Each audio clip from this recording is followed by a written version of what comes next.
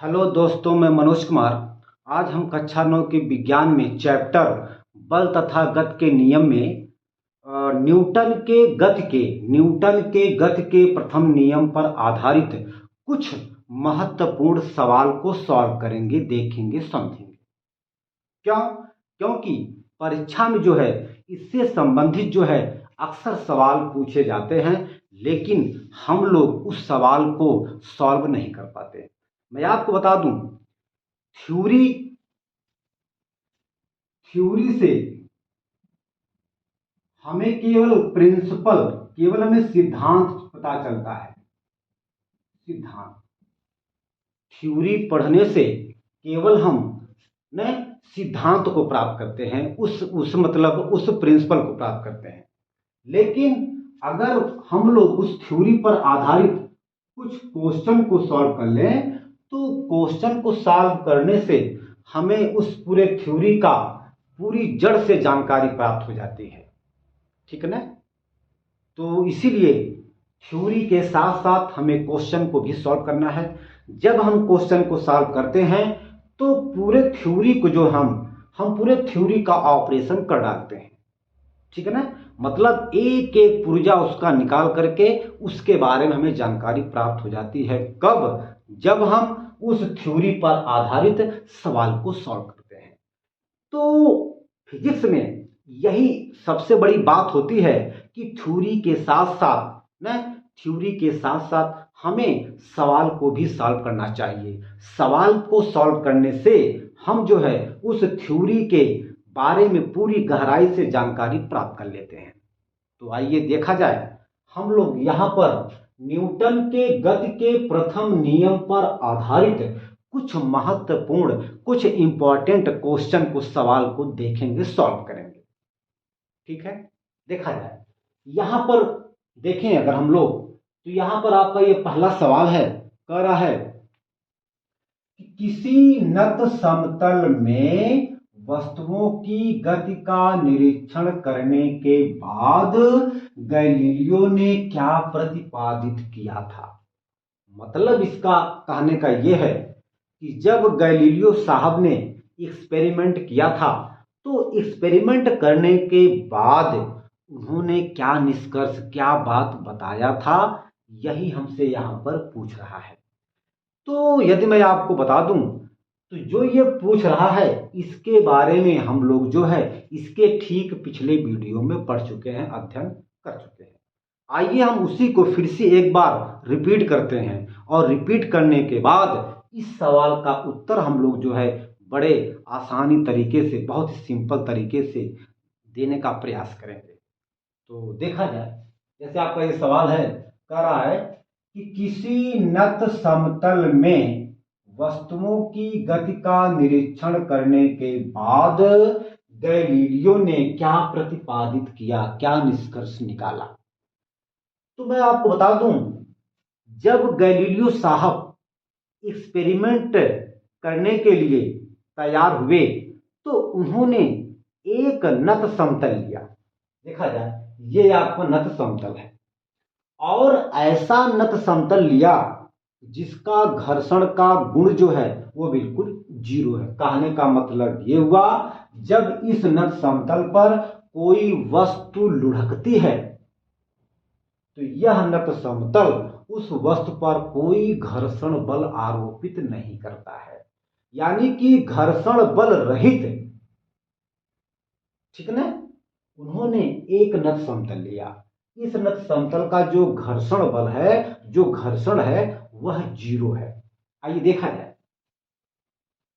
उन्होंने काम ये किया था, वे जो है दो नत समतल लिए थे। देखिए, एक यह नत समतल, एक यह नत समतल, और ये जो है दोनों जो नत समतल है कुछ कोण से झुके हुए हैं। हम मान लेते हैं, हमने मान लिया कि दोनों नत समतल का जो झुकाव है वो थीटा कोण है और दोनों कोण आपस में बराबर है, मान लेते हैं।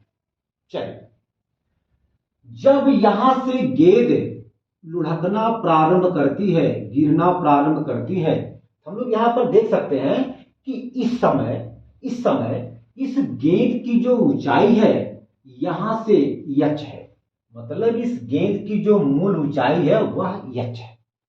तो गेंद का सिर्फ एक ही उद्देश्य होता है, एक ही लक्ष्य होता है। क्या होता है? यह गेंद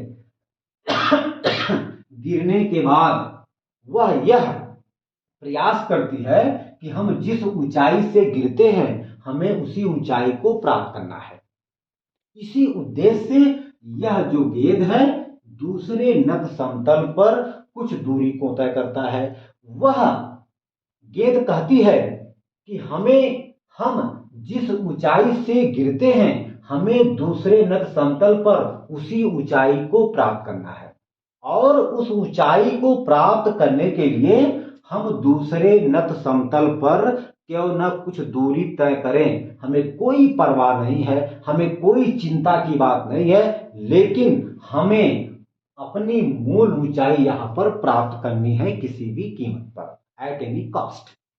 देखा जाए, अगर दोनों नत समतल का झुकाव एक समान है, थीटा थीटा, तो जितनी दूरी वह तय करती है अपने यच ऊंचाई से, ठीक इतनी ही दूरी वह दूसरे नत समतल पर भी तय करती है, और उतनी ही दूरी तय करते हुए वह अपने मूल ऊंचाई को प्राप्त कर लेती है।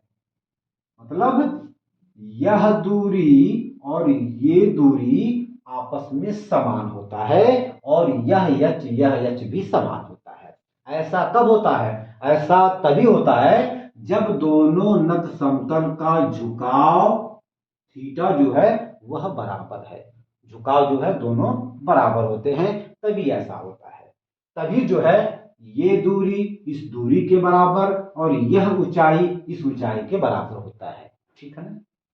अच्छा, अब हम मान लेते हैं, अब देखिए, अब गैलीलियो साहब ने क्या किया कि पहले नत समतल को तो फिक्स रख दिया, पहले वाले नत समतल में कोई छेड़छाड़ नहीं किया।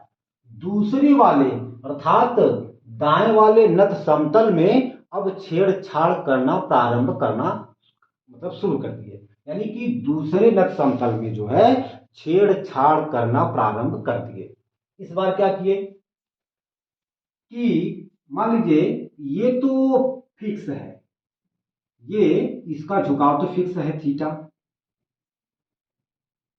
इस बार जो है दूसरे नत समतल का जो झुकाव है थोड़ा वे कम कर दिए,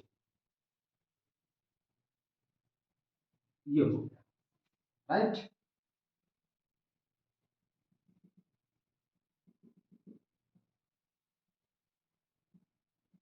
ये अब ये जो है थीटा से थीटा वन हो गया, थीटा वन हो गया। अब देखिए,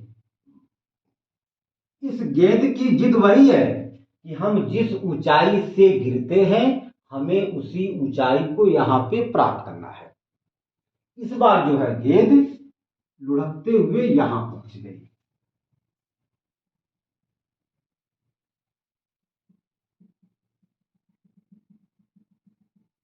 देखा जाए,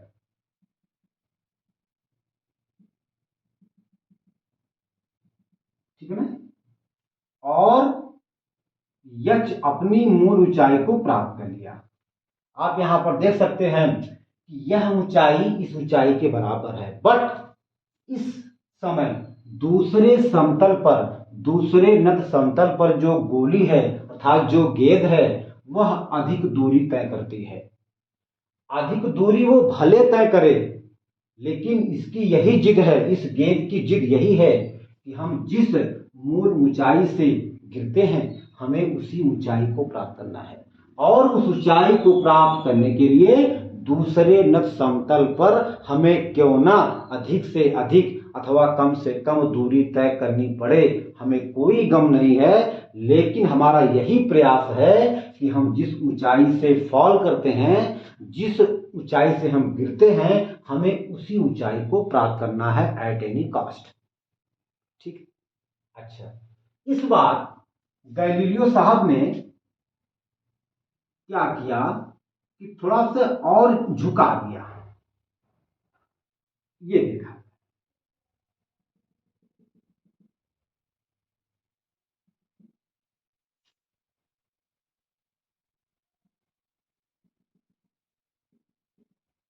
ठीक है।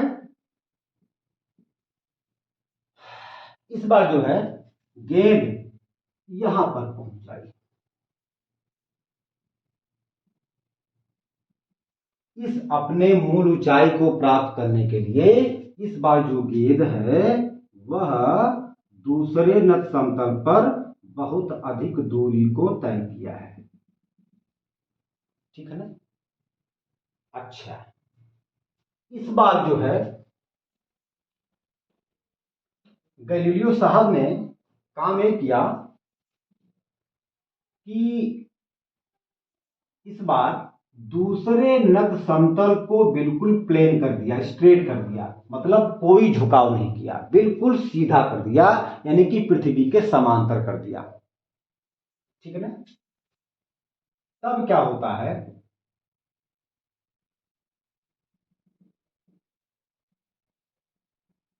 अब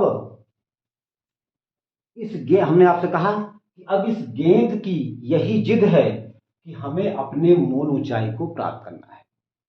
अब जब यहां पर यह नत, जो दूसरा नत समतल है, वह बिल्कुल समांतर हो गई पृथ्वी के, मतलब प्लेन हो गई, तो जाहिर सी बात है कि अब इस गेंद को या अपनी मूल ऊंचाई, इस गेंद को अपनी मूल ऊंचाई कभी प्राप्त नहीं होगी।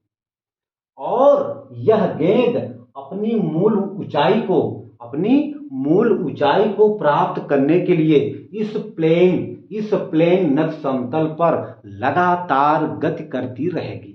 और आप लोग यहां पर देख सकते हैं, यह गेंद कभी भी कभी भी कभी भी अपने मूल ऊंचाई को प्राप्त नहीं कर सकती।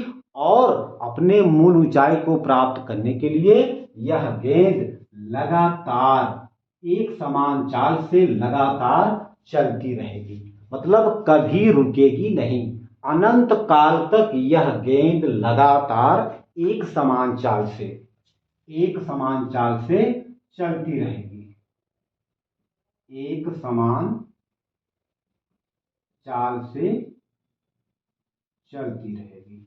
और इस गेंद को अपने जीवन में कभी भी इस मूल ऊंचाई को प्राप्त नहीं कर पाएगी। ठीक है। तो अगर यह गेंद एक समान चाल से जा रही है तो इस समय इस गेंद का त्वरण शून्य होगा। और जब शून्य होगा तो इस गेंद पर लगा नेट बल भी शून्य होगा, यानी कि एफ नेट भी आपका शून्य होगा। मतलब क्या हुआ कि इस गेंद को, प्रश्न यह है कि क्या इस गेंद को चलने के लिए, लगातार चलने के लिए किसी बल की आवश्यकता है? तो नहीं। क्यों? क्योंकि हमने आपको पहले बता दिया है कि इस नत समतल का जो घर्षण है वो जीरो हो जाता है। मैं आपको बता दूं, जब हम किसी जमीन पर बाल को फेंकते हैं, गेंद को जब फेंकते हैं, तो वह कुछ दूरी तय करने के बाद रुक जाती है। क्या हमने उस पर कोई बल लगाया? नहीं। तो वह क्यों रुक जाती है? क्यों? क्योंकि पृथ्वी ने उस गेंद पर एक बल लगाया, यानी कि घर्षण बल लगाया, जिसकी वजह से वह गेंद जो है रुक जाती है। अगर पृथ्वी उस गेंद पर कोई घर्षण बल न लगाए तो जिस पर्टिकुलर वेग से कोई गेंद फेंकी जाएगी, उसी पर्टिकुलर वेग से लगातार उस पृथ्वी पर गेंद चलती रहेगी अनंत काल तक।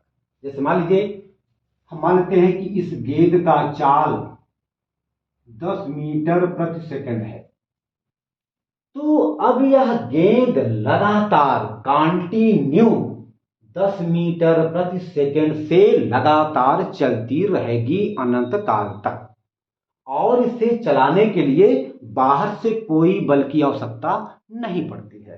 इसी बात को गैलीलियो साहब ने बताया था। क्या बताया था? कि जब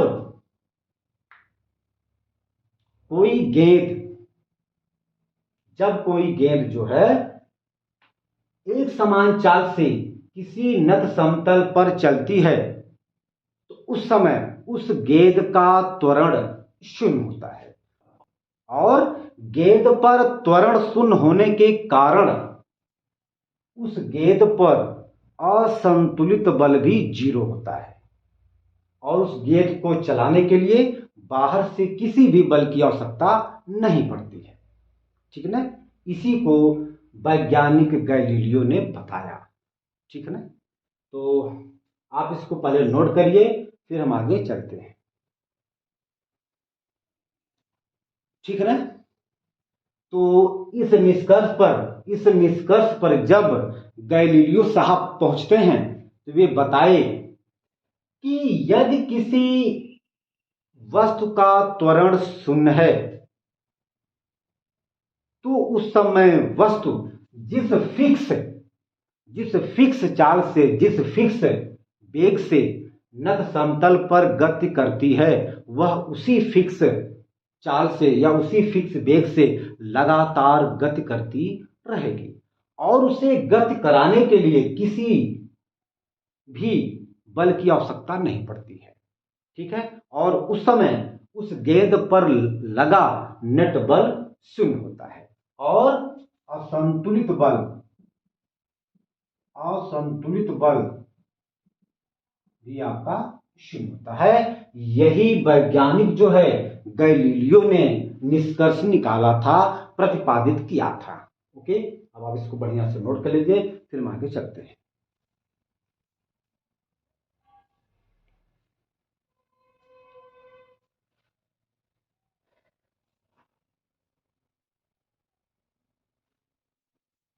हो गया बेटा, हो गया, मिटा दे।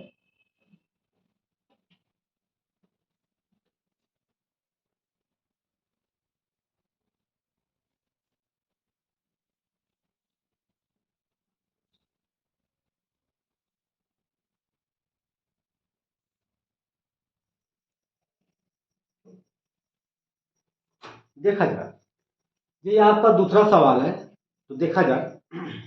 कह रहा है कि जब कोई कांच की गोली एक नत एक नत समतल पर लुढ़कती है तो गैलीलियो ने क्या निरीक्षण किया। कह रहा है कि जब कोई कांच की गोली एक नत समतल पर लुढ़कती है, गिरती है, फिसलती है, तो गैलीलियो ने क्या निरीक्षण किया, क्या बताया, क्या देखा। देखा है, मान लीजिए कि कोई यह एक नत समतल है। मैंने आपसे बताया कि इस नत समतल का जो घर्षण है वह शून्य है। क्या है? शून्य।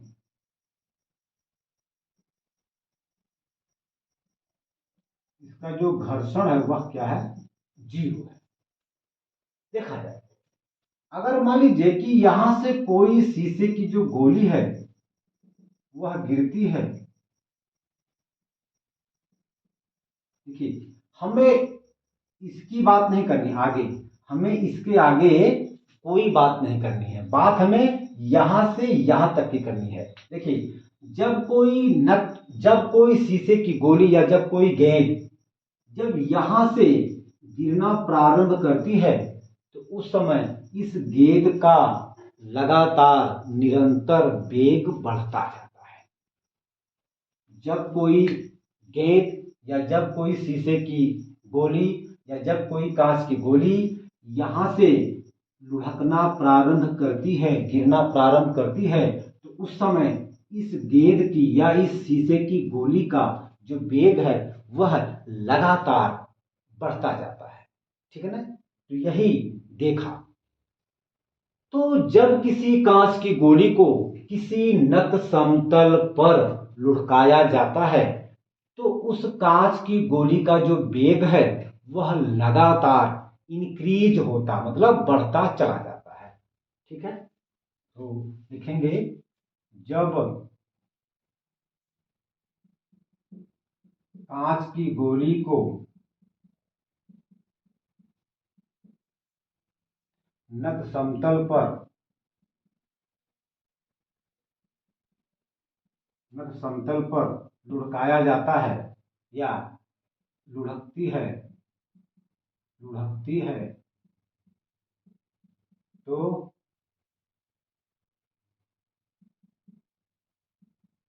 गोली का वेग लगातार बढ़ता है। यही, ठीक है। तो यही इसका उत्तर हो गया। ये उत्तर हो गया इस प्रश्न का। इसको आप नोट करिए, फिर आगे चलते हैं।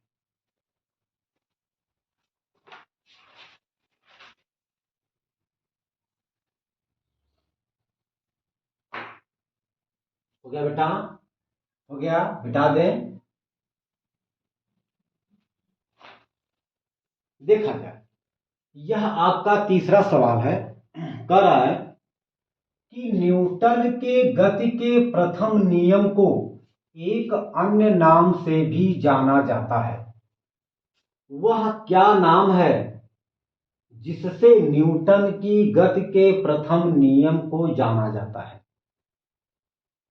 सबसे पहले हम लोग जानेंगे कि न्यूटन के गति का प्रथम नियम क्या है। मैंने आपको बताया था कि यदि कोई वस्तु विरामावस्था में है, यदि कोई वस्तु, मान लीजिए ये कोई वस्तु है, वो विराम की अवस्था में है, विराम की अवस्था में है, और ये कोई एक दूसरी वस्तु है जो गत की अवस्था में है।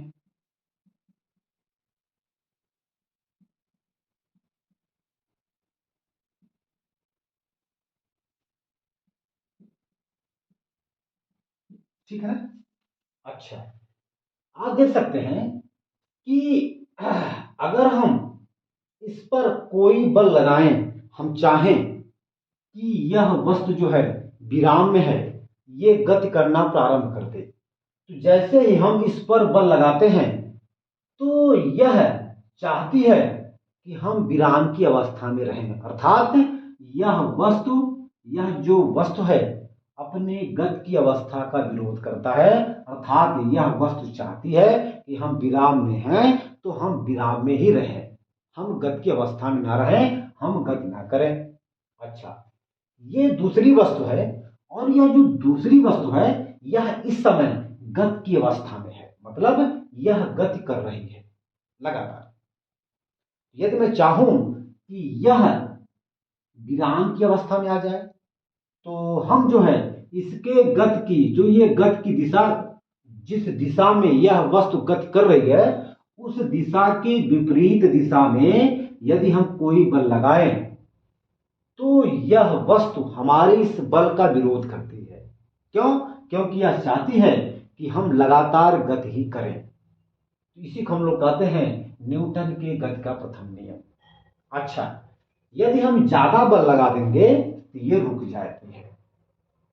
तो इसकी अवस्था में तभी परिवर्तन होगा जब हम इस पर कोई बाहर से बल लगाते हैं, ठीक है ना। शुरुआत में जब हमने बल लगाया तो हमने महसूस किया कि यह जो वस्तु है यह हमारे बल का विरोध कर रही है, यानी कि ये वस्तु चाहती है कि हम जो है गति की अवस्था में हमेशा रहें, हम हमेशा गति ही करें। फिर भी हमने जब ज्यादा बल लगा दिया, जब हमने बहुत ज्यादा बल लगा दिया तो यह रुक गई, अर्थात अब इसकी अवस्था में परिवर्तन हो गया, अर्थात यह अब गति की अवस्था से विराम की अवस्था में आ जाता है। तो इसी को कहा जाता है न्यूटन के गति का प्रथम नियम। तो क्या है कि यदि कोई वस्तु विराम की अवस्था में है तो वो विराम की अवस्था में ही रहना चाहती है, और यदि वस्तु गत की अवस्था में है तो वह गत की अवस्था में ही रहना चाहती है। उसकी अवस्था में परिवर्तन तब तक नहीं होता जब तक उस वस्तु पर बाहर से कोई बल न लगाए। अगर इस वस्तु पर बाहर से कोई बल न लगाएं तो यह वस्तु विराम है तो विराम में ही हमेशा रहेगी, और यह वस्तु गत की अवस्था में है तो हमेशा गत की अवस्था में ही रहेगी। यह वस्तु विराम से गत की अवस्था में तभी होगी जब इस पर हम लोग बाहर से कोई बल लगा देंगे। जब हम बाहर से कोई बल लगाएंगे तभी इस वस्तु की अवस्था में परिवर्तन होगा। इसी को हम लोग कहते हैं क्या, न्यूटन के गति का प्रथम नियम। तो देखा जाए, हमने आपसे बताया कि जब हम इस वस्तु पर बाहर से कोई बल लगाते हैं तो शुरुआत में, प्रारंभ में यह वस्तु इस हमारे बल का विरोध करती है। क्यों? क्योंकि इस वस्तु का यही उद्देश्य है कि हम विराम की अवस्था में हैं तो हम विराम मतलब विराम में ही रहें, हम गति ना करें। ठीक, अच्छा, यह वस्तु इस समय गति की अवस्था में है। यदि हम चाहें कि यह वस्तु अपनी अवस्था को बदल दे, अर्थात गति की अवस्था से विराम की अवस्था में आ जाए, तो हम जो है इसके गति की दिशा के विरुद्ध, के विपरीत एक बल लगाएंगे। जब हमने इस पर एक बल लगाया, यह वस्तु हमारे बल का विरोध करती है। क्यों? क्योंकि ये चाहती है कि हम हमेशा गति की अवस्था में ही रहें, हम विराम की अवस्था में ना आए। तो वस्तु के इसी गुण को कहा जाता है जड़त्व। ठीक है ना? कहने का मतलब ये हुआ कि न्यूटन के गति के प्रथम नियम को जड़त्व का नियम भी कह सकते हैं। ओके भाई, जिस गुण के कारण वस्तुएं अपनी अवस्था परिवर्तन का विरोध करती हैं, भाई हुआ क्या था, यह वस्तु इस समय रुकी है, विराम की अवस्था में है। हम चाहते हैं कि इसकी अवस्था में परिवर्तन हो जाए, अर्थात यह विराम से गति की अवस्था में हो जाए, गति करना चालू कर दे, प्रारंभ कर दे, शुरू कर दे। इसके लिए हम लोग बाहर से बल लगाएंगे। शुरुआत में जब हमने बल इस पर लगाना प्रारंभ किया, यह वस्तु हमारे बल का विरोध करना शुरू कर दिया। क्यों? क्योंकि यह वस्तु चाहता है कि हम विराम की अवस्था में हैं तो हम विराम की अवस्था में ही बने रहें। तो वस्तु के इसी गुण को, जिस गुण के कारण वस्तु अपने अवस्था परिवर्तन का विरोध करती है, उसी गुण को कहा जाता है जड़त्व। अब हम कह सकते हैं कि न्यूटन के गति का प्रथम नियम को, न्यूटन के गति के प्रथम नियम को जड़त्व का नियम भी कह सकते हैं। ठीक है ना? तो लिख दें, न्यूटन के गति के प्रथम नियम को जड़त्व का नियम भी कहते हैं। वास्तव में जो जड़त्व है या जो न्यूटन के गति का जो प्रथम नियम है, यह गैलीलियो के प्रयोग करने के बाद पैदा हुआ, निकला। तो अब हम इस न्यूटन के गति के प्रथम नियम को या जड़त्व के नियम को गैलीलियो का नियम भी कह सकते हैं। ठीक है? और न्यूटन के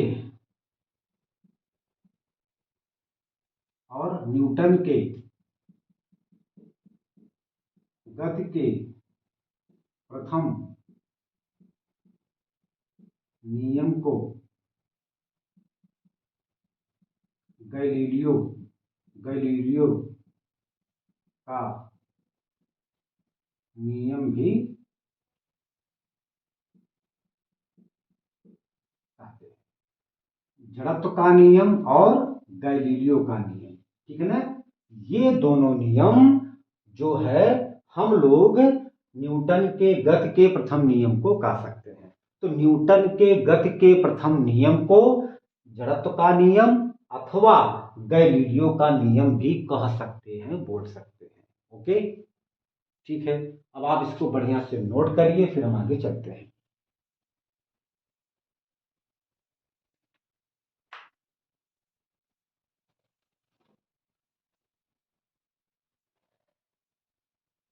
हो गया बेटा? हो गया? ठीक है। आज जो है, आज हम अपने वीडियो को यहीं पर अंत करते हैं। अगले वीडियो में कुछ और सवाल को देखेंगे, फिर उसके बाद हम लोग जो है पढ़ेंगे न्यूटन के गति का द्वितीय नियम। ये क्या होता है, इसको जो है हम लोग ठीक अगले वीडियो में